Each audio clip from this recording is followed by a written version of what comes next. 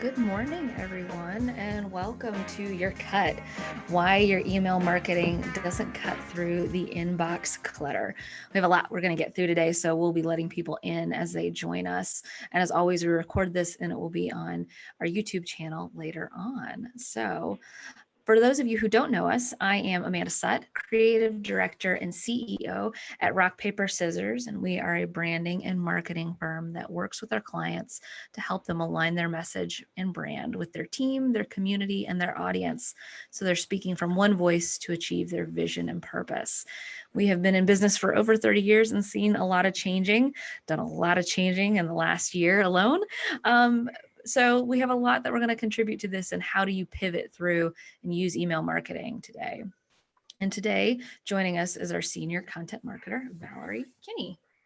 Hello, everyone. So we're excited you're here with us today. And before we dive in, we just wanted to remind you all that we don't like to just give presentations. We want it to be a conversation. So feel free to post questions or comments along the way in that chat box down at the bottom of the screen, and we'll discuss them in the Q&A session at the end of the presentation. And for people who are catching this after the live broadcast, post your questions. We will follow up.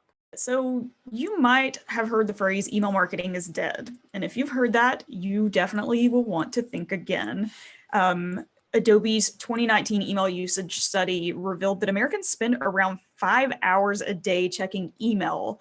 And you factor that in with I might butcher their name, Radicati Group, their prediction that email users will surpass 4.2 billion by 2022. It's a pretty safe bet to say that email marketing will not be flatlining anytime soon. If anything, you definitely need to think about using this channel to connect with your audience if you aren't already. Now, you might also be thinking, isn't social media an even better place to connect than email? Well, it's true, social media and even internet use in general surged thanks to last year's COVID-19 pandemic, which is still continuing, but it's certainly worth using if your audience or target audience is hanging out there. However, your email list is still a valuable asset for you because you own the list. So that's a big thing to really take into consideration. You spend a lot of time and energy and even money building up your presence and following on social media, but it can be gone in just a moment if the platform shut down or they change something. So with your email marketing list, you own this list of subscribers and you have access to it and the ability to contact these people until they either decide to opt out or we're finally able to start communicating telepathically. But remember, and you can move your list from place to place wherever you need to be. So that's a really important thing to be thinking about, how this separates from email and social media, why they're different.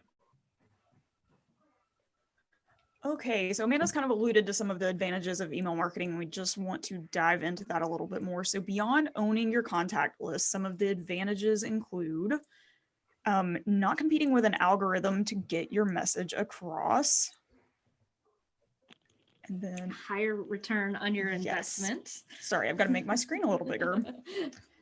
So that return on investment definitely is usually higher because typically with email, people are already interested in what you have to offer. There's a higher likelihood they're going to buy than just scrolling through and seeing your social media message. So then a more personal connection with your audience, because again, you've been in contact with people, they've given you permission to send them emails. So they most likely want to hear from you. And it's just a good way to kind of get in that touch point of their daily routine. And then your audience is already captive. Like I said a minute ago, they want to hear from you. So now that you know that this is a channel you should probably be using, you might be wondering, well, what can you do to make sure your email content resonates with your readers? All right, so before you open a new draft, start by thinking about your audience and the story you want to stick with them. We love Donald Miller's idea that he presents in his book, Building a Story Brand, which asks what value you have to offer your customers and how you can make their lives better and create a story, or in this case, an email that they will deem useful. Okay, so part of that story is your subject line. That is your first impression. So think about when you meet somebody new. This is kind of the same way, that vibe that you give off. So your subject line is going to be what either entices your audience to open your email or scroll right past you. According to some studies, 50% of your time should be spent crafting your subject line. That's what a lot of experts say. And that kind of sounds like overkill, but research has also shown that 32% of email recipients will open an email because of that subject line. So the effort is worth it. All right. So what makes a good subject line? First, KISS. We want to keep it short and simple. No matter how you phrase the acronym, shorter is better because it gets the point across faster, and also because you run the risk of your subject line getting cut off if it's too long. So according to MailChimp, keep it no more than 9 words or 60 characters. Also, keep punctuation to a minimum. And also want to minimize special characters so it doesn't look too spammy. You're going to want to use personalization if possible, as it tends to help bump open rates. If you want to do this, you need to make sure you're capturing your audience members' names along with their email addresses.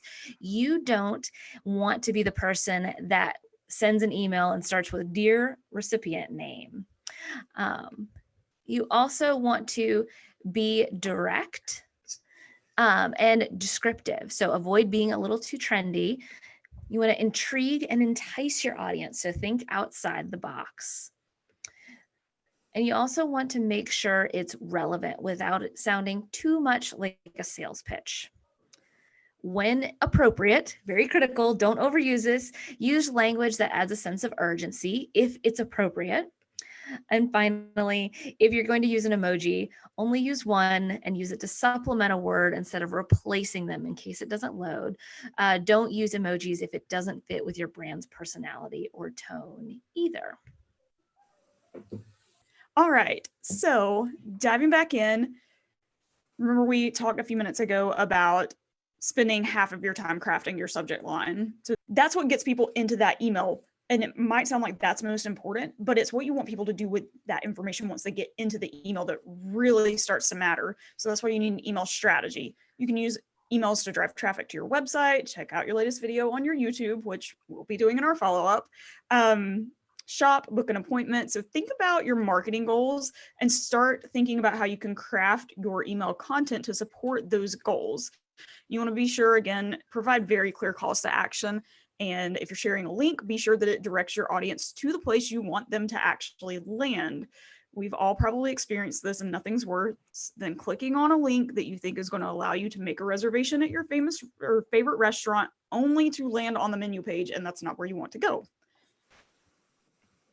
It's a damper on your Friday plans. Absolutely.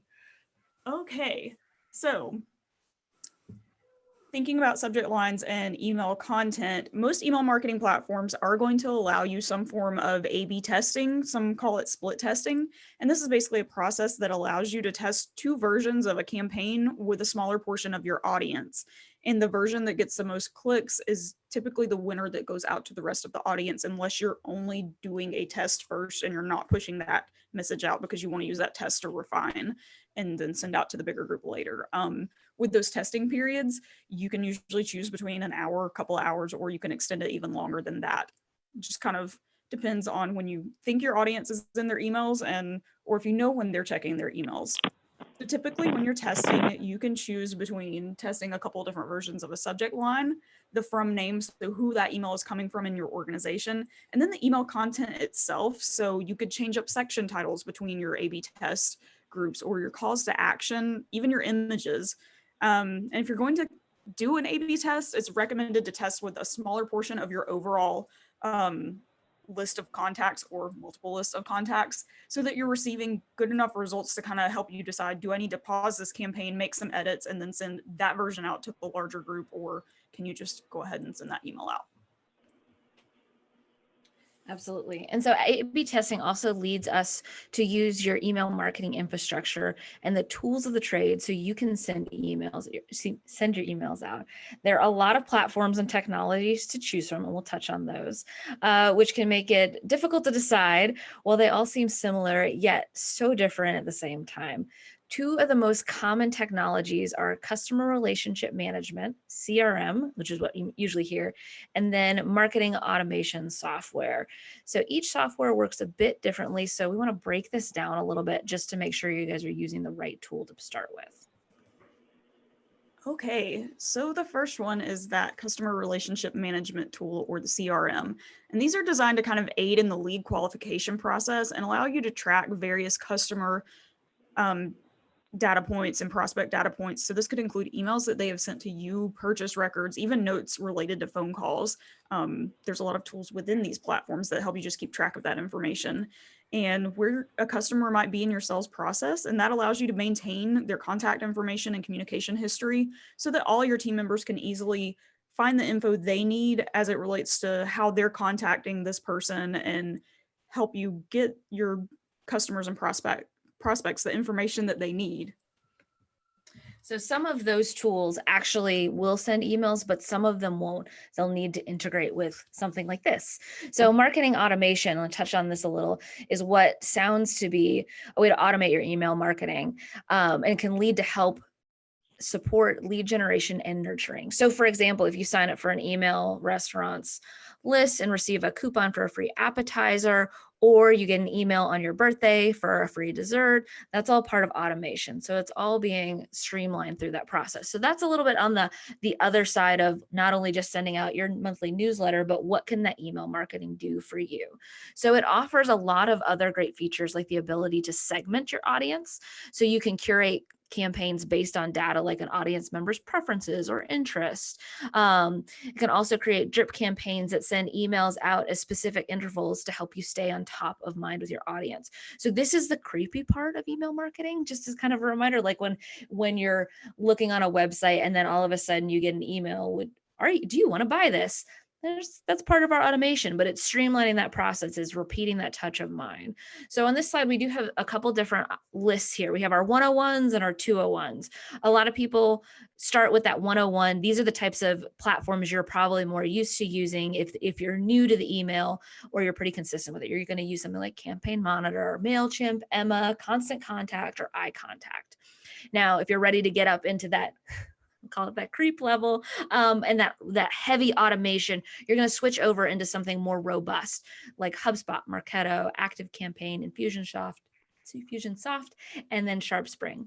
I will note those 101s do have some automation built into those. So like, don't discount them if you want to do some basic automation. There's overlap. This is not like a perfect black and white, everybody fits into this box or they fit back into this, so there's some crossover with it. So it's really important to understand what you want to do. And even thinking about a couple years down the road, what is this growing into? Because every time you change your software, that does add some more work and infrastructure and working through that. So it's deciding what's going to work best for you guys. All right, so I hit a little bit on email segmentation. And so I want to come back to this because it's such a critical part of marketing automation. So list segmentation can help you identify which members of your audience are interested in specific topics or parts of certain industries, especially if you create any kind of segment you need in order to send more curated content to your audience members based on their interest, the products they've purchased from you, or anything else like that. It just feels more personal because it is, and you're going to get a higher open rate and a higher engagement rate because it's not just generic content to your whole audience. You can take a small segment and really address their pain points. So is it time consuming? Yes. Is it worth the effort? Heck yeah.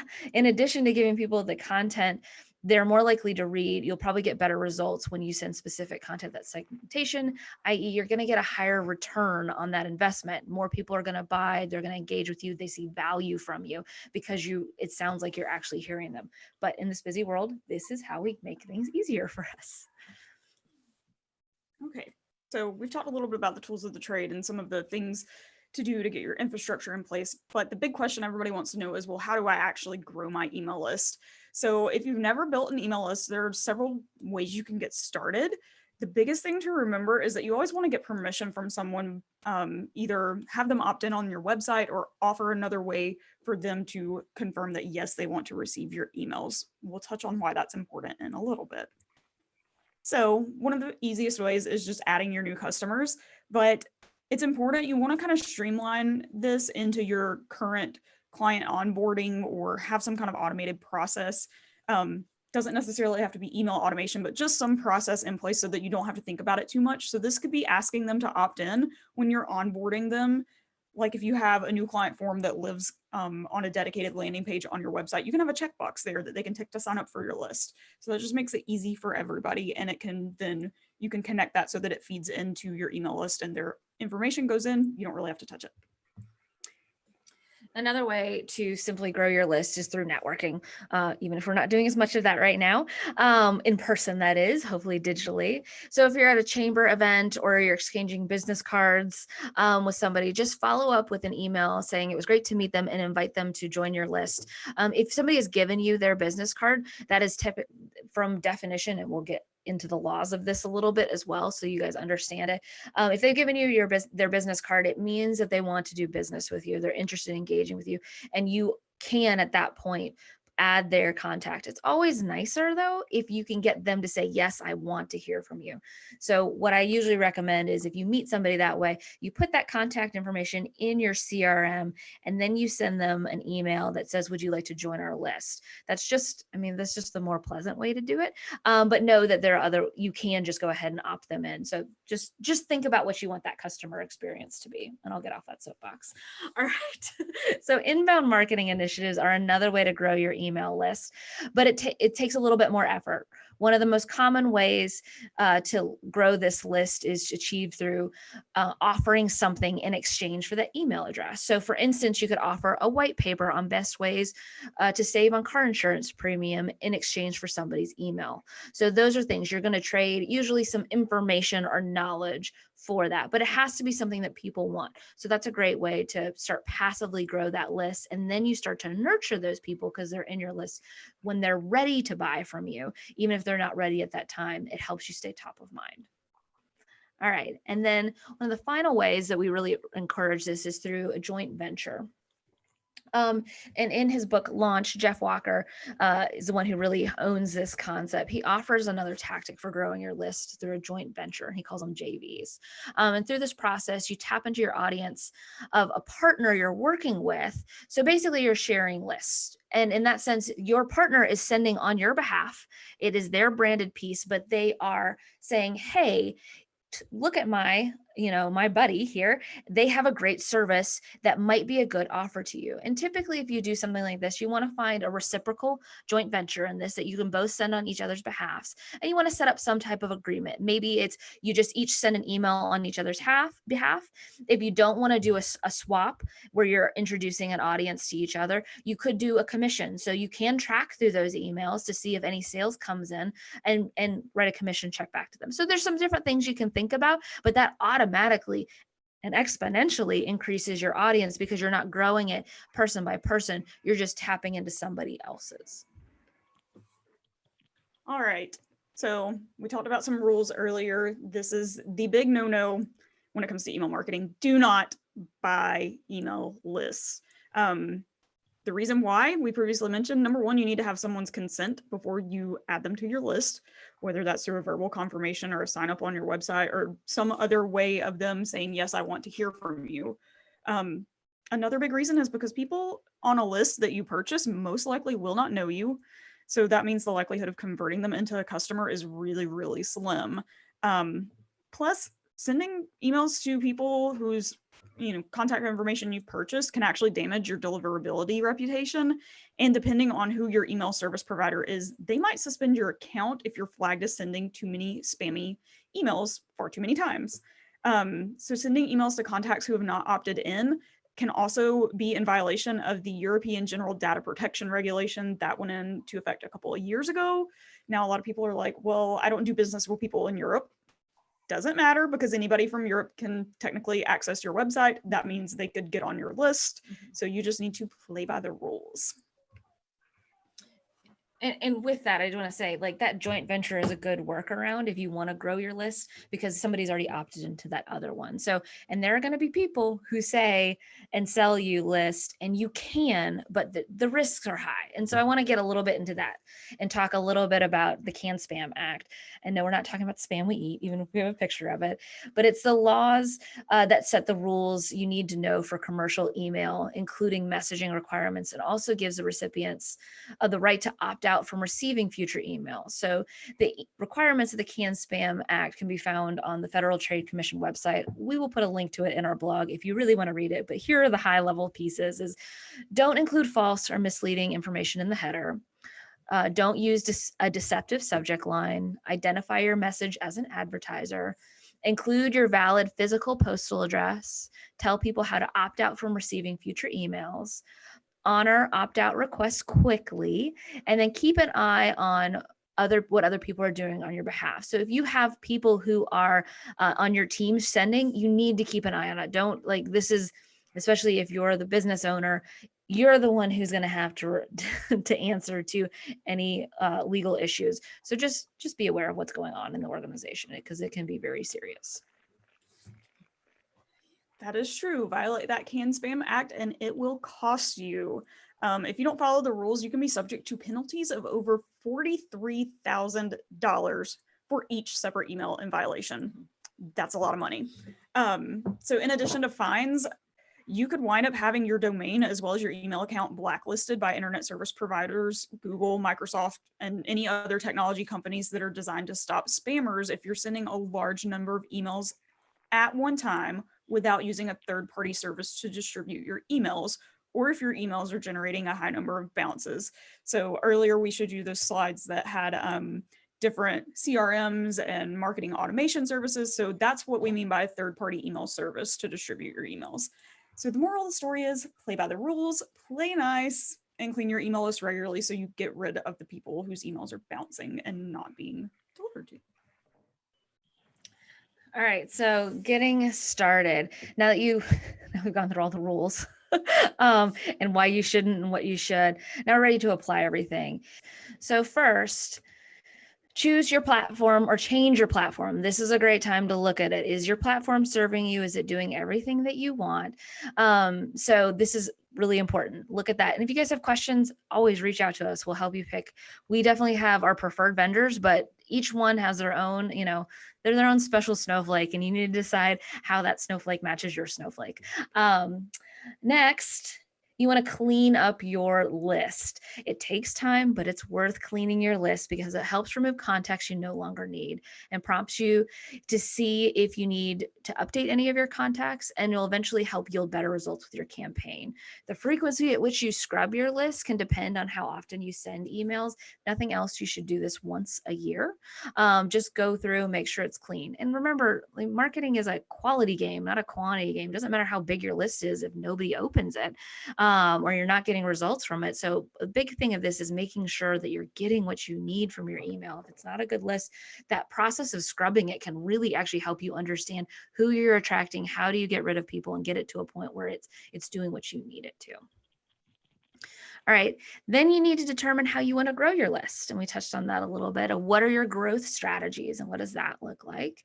And then finally, create a calendar for content so that you're can be really consistent and with your getting emails out there, you're not overwhelming, or you're overwhelming in the way that you want to. So just being aware, especially if you start segmenting, you might be sending a lot of emails if you start segmenting more and more. So it's really important to make sure that you're aware of what one person could be getting from you. And then if you have that level of segmentation, making sure you have the software in place that helps people manage that. How often do the holidays were you getting email after email after email, day after day from all these businesses helping, for you to buy Christmas presents? And you can, most of those big organizations, you could then go in and change. If you don't want daily emails, you could get weekly, you could get monthly, you could change that. So those are some things you want to be thinking about. And that's all part of that automation piece that we're talking about.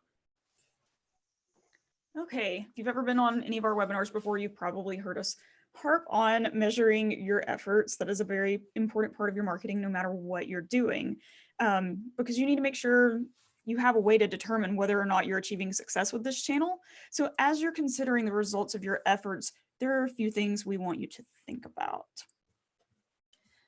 All right. So a lot of times when we talk to people, they're like, I expect 100% open rate. And that's just, no, it's not going to happen. That's just the way the email world works. So I want to give you some stats to curb your expectations a little bit. A good healthy open rate is 20%, and a good healthy click-through rate, meaning somebody is clicking on a link, following or forwarding, is 7.8%.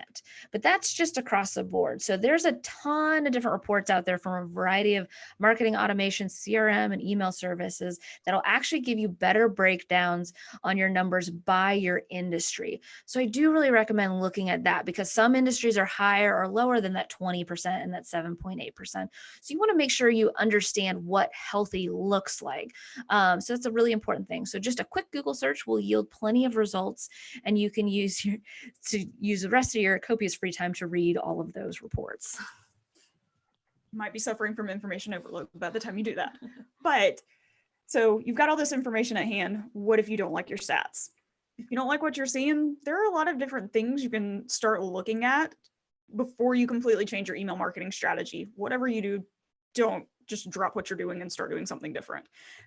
Neil Patel, who is a marketing thought leader, actually recommends checking your deliverability rates first to make sure your emails are actually landing in people's inboxes. So if your deliverability rate isn't all that great, then you might want to try reaching out to your email recipients and just say, hey, make sure you're adding our email address to your inbox or to your contact list so that our emails do hit your inbox. This will help you avoid their email service provider mistaking your emails as spam or junk. So in some cases, if you have a small list, that can be as easy as a personal email or a phone call to be like, hey, I noticed your email bounce. I wanted to make sure you're still interested in getting them, and go from there. A few more checkpoints to consider. So if the deliverability rate is not the problem, then you need to think about the email itself and your audience. So a few things you might need to look at and potentially make some tweaks to test in your next email would be if your subject line is clear, concise, and enticing. If your email is mobile friendly, that's a big one, because most people are checking their emails on their phones. Think about, how much free time you have waiting in line at the drive-thru, or we're at, soccer practice with the kids, whatever. Are your calls to action clear? Again, you don't want to tell somebody click here and the button doesn't work. So make sure you're checking on that.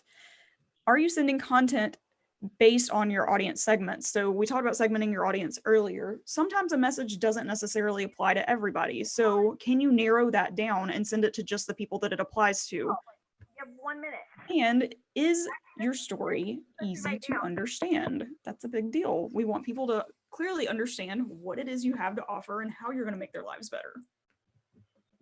And then finally, your frequency.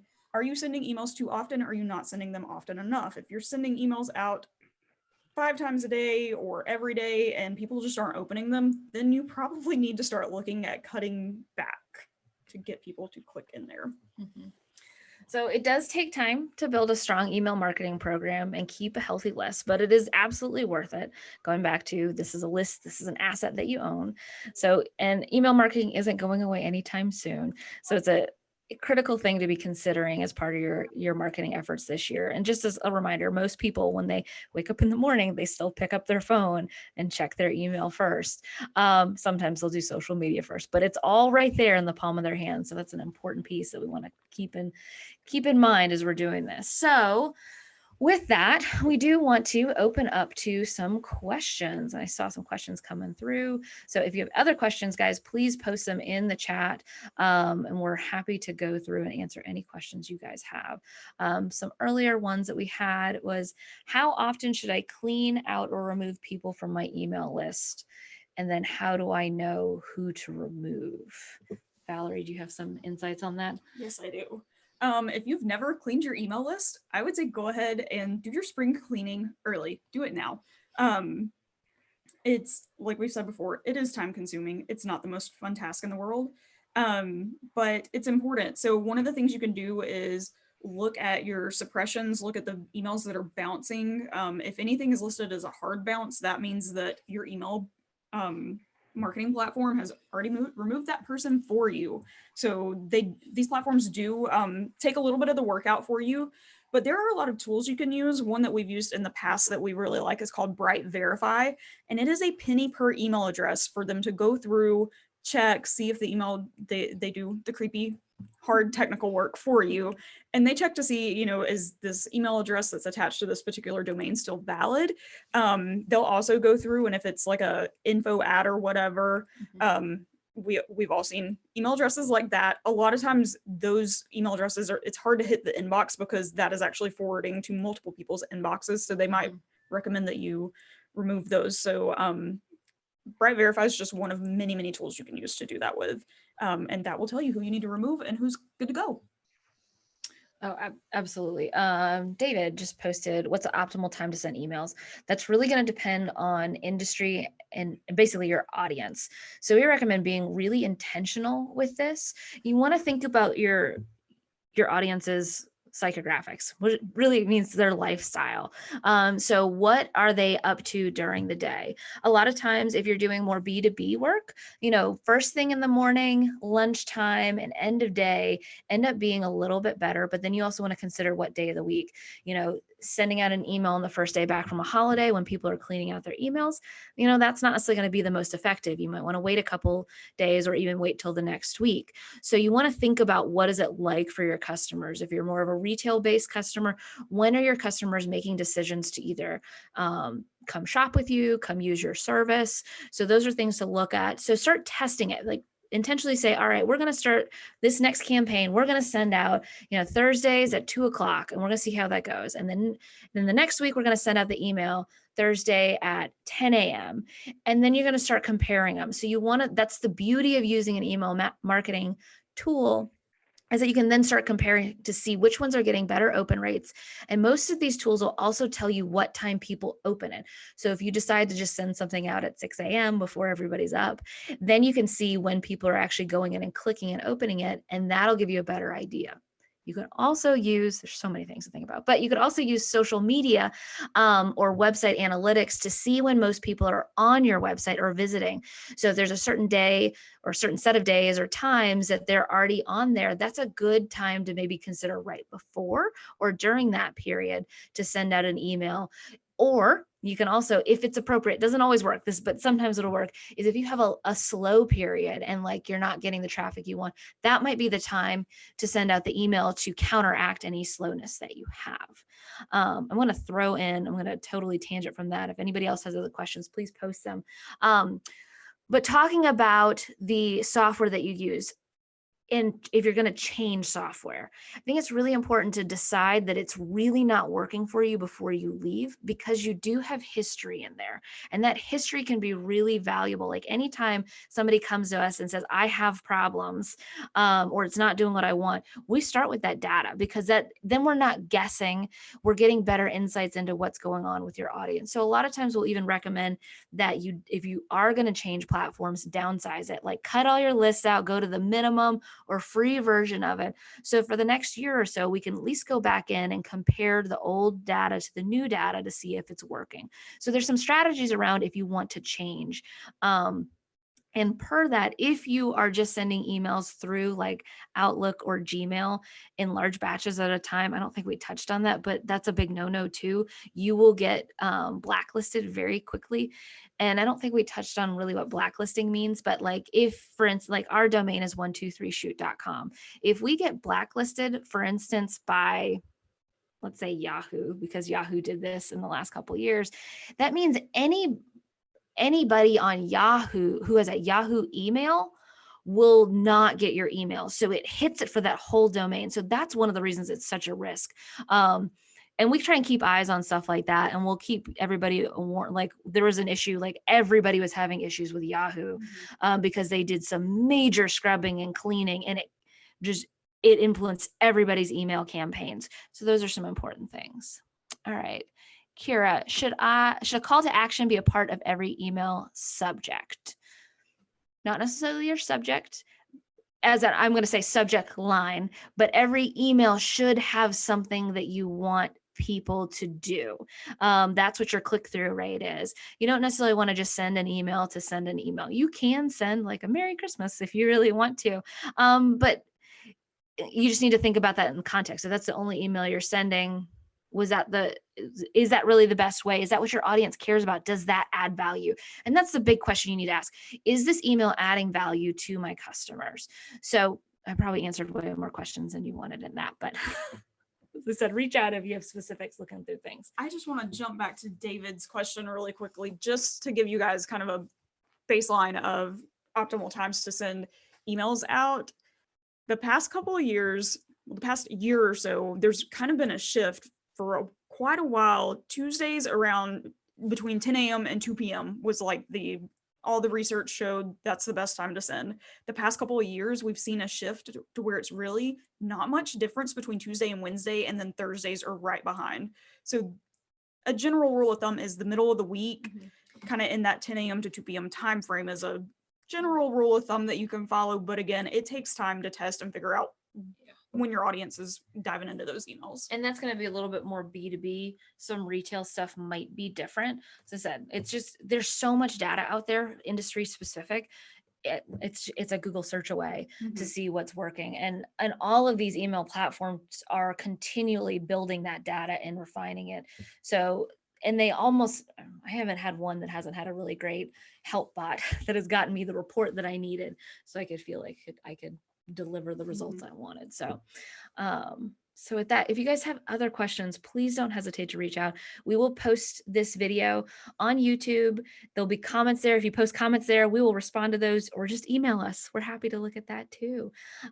So as we wrap up, we want to let you know about our next webinar, so you can go ahead and put it on your calendar. Our next webinar is going to be on February 18th at noon.